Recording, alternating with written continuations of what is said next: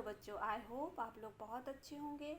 जैसा कि मैंने लास्ट टाइम बोला था कि हम नेक्स्ट प्रॉपर्टी पढ़ेंगे, तो first we understand what is the property. Property क्या होती है? Property doesn't means you have a lot of money, you have a lot of land, it doesn't means property. Property हम पढ़ेंगे इंटीजर में कौन सी property हम यूज़ करते हैं, which property we use in integer.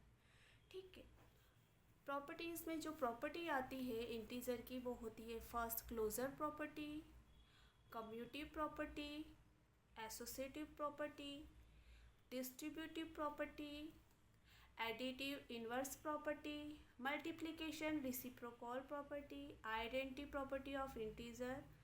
ये सब आते हैं under the addition and multiplication. Addition और मल्टीप्लिकेशन के अंतर्गत ये प्रॉपर्टी हम समझेंगे कि एक्चुअल में प्रॉपर्टी होती क्या है ना।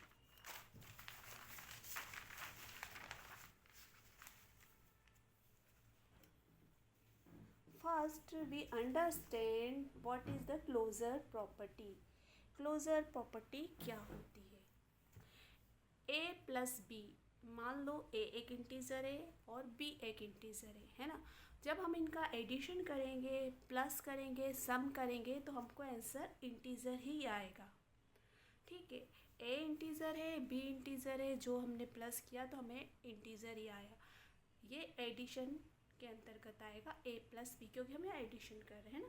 तो ये A plus B is equal to integer, that is a closure property. यदि हम इसे मल्टीप्लिकेशन के फॉर्म में देखेंगे तो A multiply B is equal to integer, A integer B integer multiply करेंगे तो हमें आंसर में इंटीजर ही मिलेगा। लाइक यदि हम ए में एक वैल्यू 3 पुट करते हैं और बी में एक वैल्यू 2 करते हैं और एडिशन के फॉर्म में इसे हम प्लस करते हैं तो हमारे पास 5 आएगा। तो इंटीजर हमारे पास क्या आ जाएगा? 5। और मल्टीप्लिकेशन की बात करें, यदि हम 3 मल्टीप्लाई 2 करते हैं, A multiply B is equal to integer, तो 3 मल्टीप्लाई 2 इज इक्वल टू 6, तो हमें पास क्या आ जाएगा? 6। तो ये आती है A plus B is equal to integer, ये आते हैं क्लोजर प्रॉपर्टी के अंतर्गत। अब हम बात करते हैं कॉम्पिटिटिव प्रॉपर्टी। कॉम्पिटिटिव प्रॉपर्टी क्या होती है? If we have A plus B, है ना। यदि हमारे पास ए प्लस बी है इज इक्वल टू, तो वो क्या हो जाएगा? बी प्लस ए हो जाएगा एडिशन के फॉर्म में, है ना।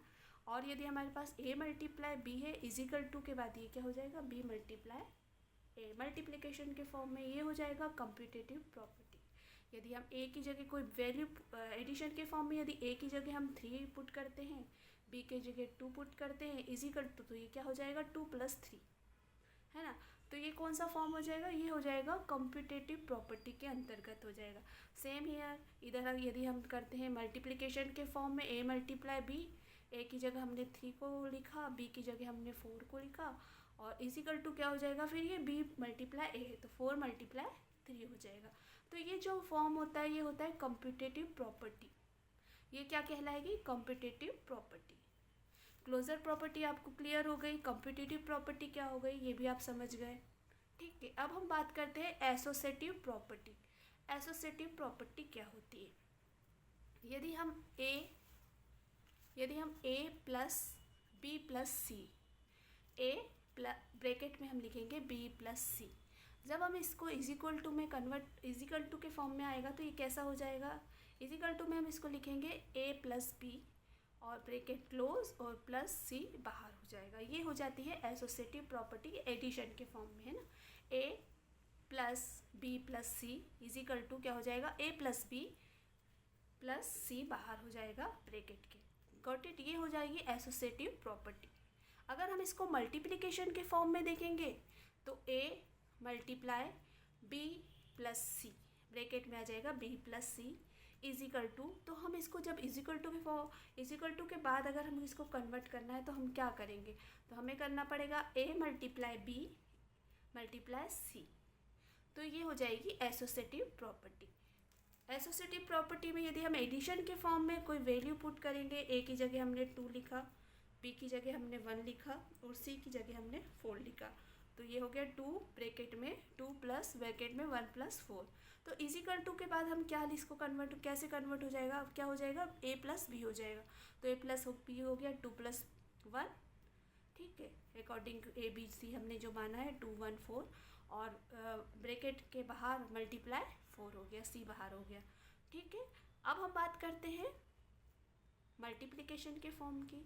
मल्टीप्लिकेशन में A माना हमने 3, तो 3 मल्टीप्लाई B माना हमने 4, फिर मल्टीप्लाई और C माना हमने 2। तो ये 3 मल्टीप्लाई ब्रैकेट में हमने लिखा 4 मल्टीप्लाई 2, और यहाँ पर लिखा हमने इजिकल टू। जब इजिकल टू में कन्वर्ट करेंगे तो क्या हो जाएगा, ये A मल्टीप्लाई B हो जाएगा इजिकल टू के पहले। तो मल्टीप्लाई करेंगे A मल्टीप्लाई B हो जाएगा, तो A मल्टीप्लाई मतलब 3 मल्टीप्लाई 4। ठीक है, और C मतलब C ब्रैकेट के बाहर हो जाएगा। तो ये जो प्रॉपर्टी होती है A plus B plus C is equal to A plus B plus C, और A मल्टीप्लाई के फॉर्म में A multiply B multiply C is equal to A multiply B multiply C, ये होती है एसोसिएटिव प्रॉपर्टी। नेक्स्ट हम पढ़ेंगे डिस्ट्रीब्यूटिव प्रॉपर्टी। डिस्ट्रीब्यूटिव प्रॉपर्टी क्या होती है, A multiply B plus C is equal to A multiply B plus A multiply C।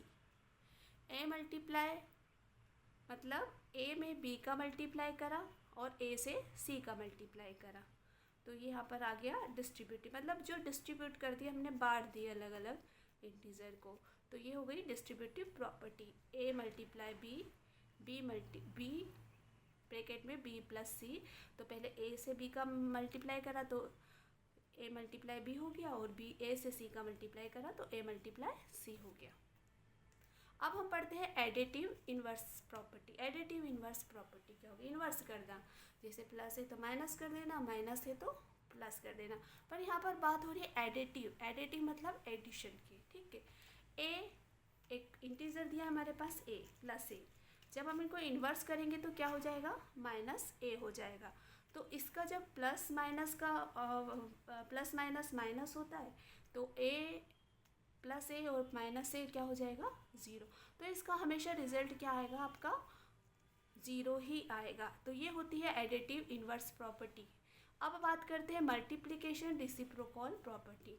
Multiplication reciprocal property क्या होती है, जैसे आपको एक इंटीजर दिया है A, तो अब इसका रेसिप्रोकल क्या हो जाएगा, मल्टीप्लाई 1/A, और इसका आंसर हमेशा आपको क्या आएगा, 1 ही आएगा, है ना। जब भी आप मल्टीप्लिकेशन रेसिप्रोकल प्रॉपर्टी करेंगे A multiply 1/A is equal to 1 ही आएगा, इसका रिजल्ट हमेशा आपके पास क्या आएगा, 1 ही आएगा।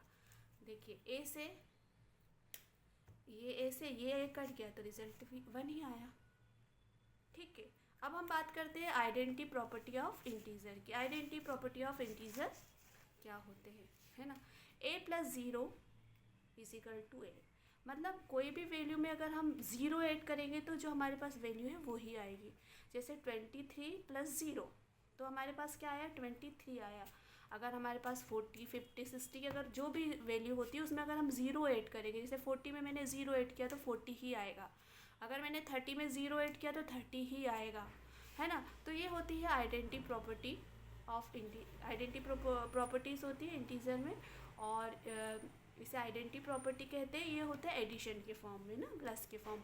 अगर हम अगर हम मल्टीप्लिकेशन की बात करते हैं तो A multiply 1 is equal to A, मतलब कोई भी वैल्यू है उसमें हम 1 का मल्टीप्लाई करेंगे तो हमारे पास जो वैल्यू है वो ही आएगी। यदि 32 मल्टीप्लाई 1 तो हमारे पास क्या आया, 32 ही आएगी। अगर यहाँ पर हमारे पास 41 43 60 80 90 कोई भी वैल्यू आती है उसमें हम 1 का मल्टीप्लाई करेंगे तो जो वैल्यू है वो ही आएगी। जैसे 40 में 1 का मल्टीप्लाई किया 40 1 ज़ा 40 तो 40 आएगा। 50 में 1 का मल्टीप्लाई किया 50 1 ज़ा 50 50 ही आएगा। 90 में 1 का मल्टीप्लाई करा 90 1 ज़ा 90, तो जो वैल्यू है जो नंबर्स है वही नंबर्स हमको मिलेंगे। ठीक है, आई होप आपको समझ में आ गया होगा आइडेंटिटी प्रॉपर्टी ऑफ इंटीजर क्या होते हैं, multiplication reciprocal property, additive inverse property, distributive property, closure property and commutative property and associative property. ठीक है, यदि आपको कोई क्वेश्चन है, यदि आपको कोई डाउट है, कुछ समझ में नहीं आ रहा तो आप मुझसे पूछ सकते हैं, कमेंट्स में लिख सकते हैं। थैंक यू सो मच, आज के लिए इतना ही। नेक्स्ट हम एक्सरसाइज स्टार्ट करेंगे। Thank you so much.